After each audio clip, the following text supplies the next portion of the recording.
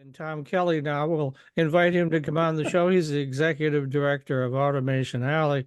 Been on the show many times. Tom and I and Matt and Tom go, gosh, way back. I Way mean, back. Oh gosh. 20 years at Back to my least. days in when I worked for the state of Michigan through the SBTDC when they had the T in their name. Yes, Yeah, I right. Oh, remember yeah, I that. forgot. There used to be technology, and then they dropped that. So, one of the reasons I wanted to get Tom on the show was about 2 weeks ago, I got a press release from Automation Alley. Did I mention that Tom is the executive director of Automation Alley? I think I did. But anyway, so we want to talk a little bit about that. Mhm. It fits in with your integrate with the 8 in there, Integr8. GR8, Otherwise, correct. people don't understand what, so the Yep. Roundtable Series. And so Yep. now you got a digital playbook that's focusing on preparing the workforce for the needs of Industry 4.0. And let's talk a little bit about that. Obviously, I know a lot about Industry 4.0 because, as you know, I've been Oh spending yeah. a year doing my research and talking to everybody. Probably should start off with I was amazed sometimes I would talk to auto PR people. I won't name the names of the companies who Yeah. I would say Industry 4.0, and they weren't sure what I was talking about. I went, Yeah. really? Okay. Yeah. So educational things is what needs to be done here. But let's talk a little bit about the Industry 4.0, and that's really your mandate now at Automation Alley. You used to be just Southeast Michigan, now you're statewide, and you're totally focused on helping manufacturers. I'm sure other things too, but the That's right. manufacturer is your prime directive, right? Yeah, yeah. So Mike and Matt, you guys know, but for your audience, a lot of them may not know that Automation Alley is Michigan's Industry 4.0 Knowledge Center, and Industry 4.0 is the marriage of digitization with manufacturing, the digitization of everything. And we really do that in partnership with the MMTC, which is the Michigan Manufacturing Technology Center.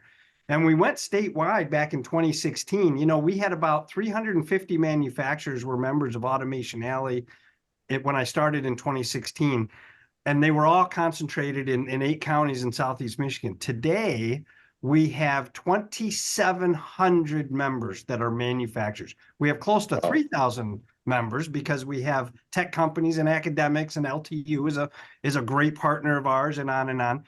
But think of that growth. I mean, it's absolutely fantastic. In fact, we now have more manufacturers in Oakland County. We have 400 and something than we had in all of Automation Alley back in 2016. So there is a chord being struck here that people really are both excited and nervous about this Industry 4.0. And that's how we went down this Integrate path. Integrate used to be an exhibition. Remember, it was a one-day exhibition, Mike, and you were a part of that, and Matt was a part of that. And it was great. We'd have all this energy, and we'd talk about all these great topics. And then everybody would go away and go, well, what the hell do I do now? I'm going to wait another year before it comes back. So we said, we're going to change Integrate. We're going to get away from the one-day exhibition. Those are fun to do, don't get me wrong. And we're going to go to a series of 12 roundtables where people can come together and actually talk about the issues and then develop their own future. Create the playbook that says, here's what we're going to do to move forward. And we'll share this playbook with the world as well. So that they can move forward. So it's how do you bring academics and industry and tech companies together in a way where it's not just about selling product on an exhibit floor. It's actually about getting around a table and solving the problems, or at least creating these playbooks. And so we've done 2. We're on our way to doing 12 in 1 year. So we did one in January, we did one in February, and the one in January was about global trends. And that tended to congregate a lot of bigger companies from around the world, kind of tied to our World Economic Forum partnership on what do we need to do about standards, because that's one of the big things that drives us. The one that we sent the press release out on was the one we did last month in February, which was around workforce. How do we get the workforce trained up for all of this change? Not that one is better than the other. We're just going through our cadence. And you're going to see next month we'll have a workbook that comes out around AI. We did around additive manufacturing. And the month after that, there'll be a playbook on AI. So it is incredibly ambitious what we're attempting to do, but we think it's the right thing. And by the way, we work with our partners, MMTC. MMA was a great partner on our global trends Playbook. It's kind of an everybody under the tent mentality. LTU is going to be a great sponsor. I think they're coming in for robotics, which I didn't even disclose. That's later in the summer.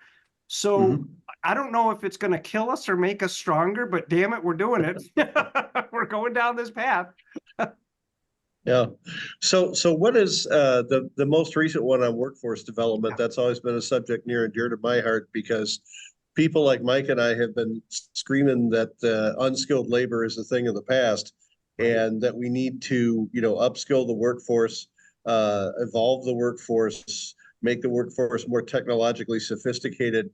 What are the skills that this roundtable saw most in demand that we're lacking, and how do we get there? How do we get the workforce trained up in those skills? Yeah, well, that's a great question. So the skills are across the board. You ask, 5 companies, you get 5 different answers of the specific skills that they need to do their work. And it's not even blue collar, white collar anymore. It's just new collar, right? It's right. The number one skill that we're seeing or that people are talking about is what is AI going to do to the workforce? How do I train up for people so that they can work with this artificial intelligence that can help them do their job in all facets, whether you're on the floor or you're working at a desk? And the conversations that we had in that session really were, how do we inform our academic institutions? Because industry and academia need to co-develop curricula at a much faster pace, right? The curricula that we have today, and you might agree with this, Matt, was developed in the 40s, for God's sakes, when these things were being invented. And we haven't changed a whole lot. And now what we need to do is really start saying, how do we marry academia and industry together at a much more accelerated pace? And that's what we heard coming out of this roundtable. Also, in my research on the My I4O series, which I've done 3 now and 2 more coming, working on the MMTC piece, and then I'll be working on the one that'll feature Automation Alley, LTU, MGA, all those other groups. And so there's 5 parts to it total. But what I've done is talk to a lot of people, and getting back to just Industry 4.0, it's not so much the tier 1s because they've got a lot of money. They got R&D departments. This, when you get to the tier 2s, which for those who don't know, OEMs are the automakers. They assemble the parts. Tier 1s do the sub-assemblies, and then the tier 2s and 3s make the parts. And therein lies the problem. There's 12,000 manufacturers in Michigan of all shades. Most of them auto, but there's also aerospace and whole furniture. You name it. Whirlpool. People like that, making appliances and things. So they're good. They got the money, but it's the tier 2s, which, if you do the pyramid thing, I'm not doing the heart thing, but the pyramid thing is where the bulk of them are. They don't even know what they don't know. And so that's the biggest challenge. Is I just did my interview with Integr8 last week, and we were, talking about that. And, and so they go, yeah, it's tough in the beginning. They know they need to do something, but they don't even know what they need to do. And so it's still a big educational process. And I'm sure what you guys have launched here, this package of roundtables every month, are going to help educate people, right?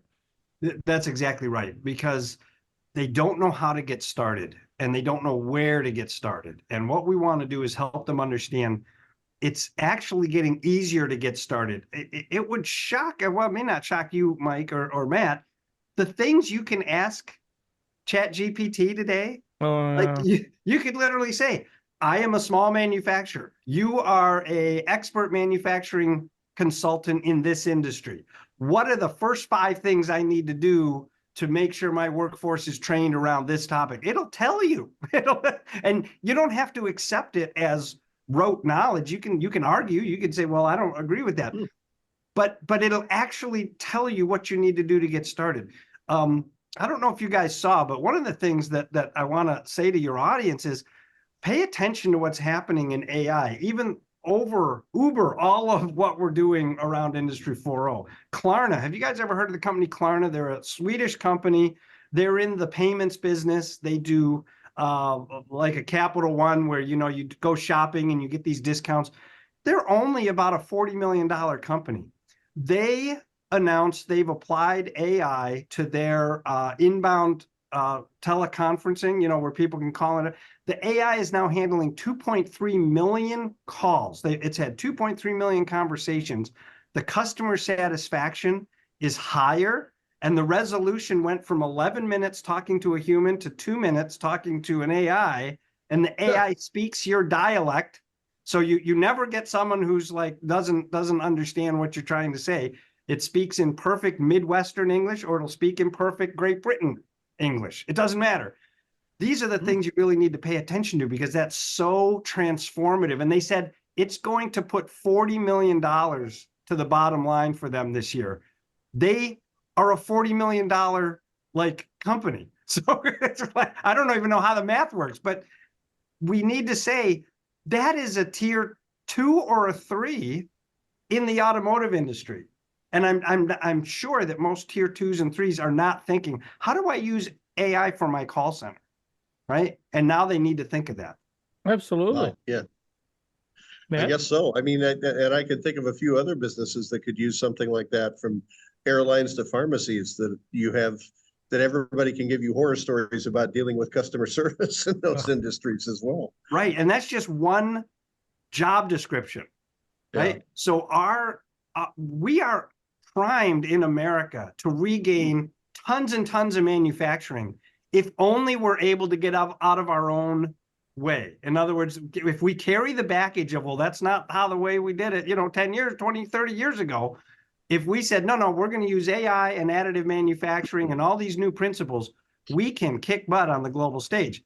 What I wrestle with is people in our industry are not ready for this change.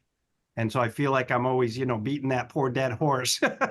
It's going to drink one day, but I'm afraid it's already dead. So we gotta keep motivating people to say, you're not dead yet. You have a whole new life in you. Let's change together. So we can quote you on kick butt in this industry with AI then, is that correct? So Oh, absolutely.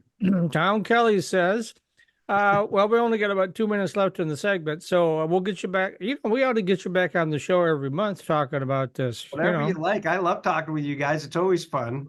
What we should do is have you come back after every month's roundtable, maybe a week and a half afterwards, after you've had time to synthesize what took place at the roundtable. Not like 2 days after, but maybe 10 days after, something like that. Yeah. Well, and we'll make sure you're on the list to get the playbook too, and we can have a great dialogue. You know, when the maybe we'd be a month late, because the playbook comes out within a month of when we did it. So it might be nice to have it in front of us all, and then you guys can hammer away on because you know, these are what our people are saying. I'm not tied or owning the playbook, so we can beat it up together.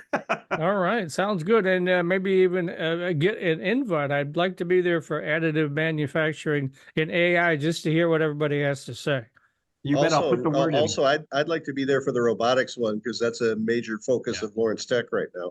So you bet. We'll put the list in. You know, it's a small group. We have almost 3,000 members. We have about 20 to 22 people for the roundtable, so it's way oversubscribed. But we'll get you in there, guys. All right, sounds good. Diane, we'll promise to be quiet. Won't ask questions. We'll just observe.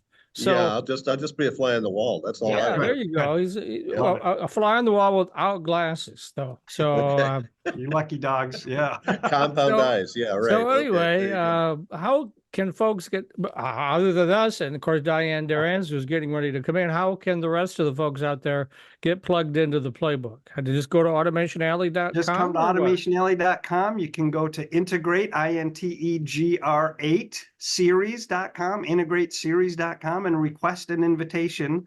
It's I think it's going to be you know, one of those ones like Beyonce's wedding. It's going to be hard to get one because they're so small. But please let us know who you are, because we'd love to have you around the table talking with us.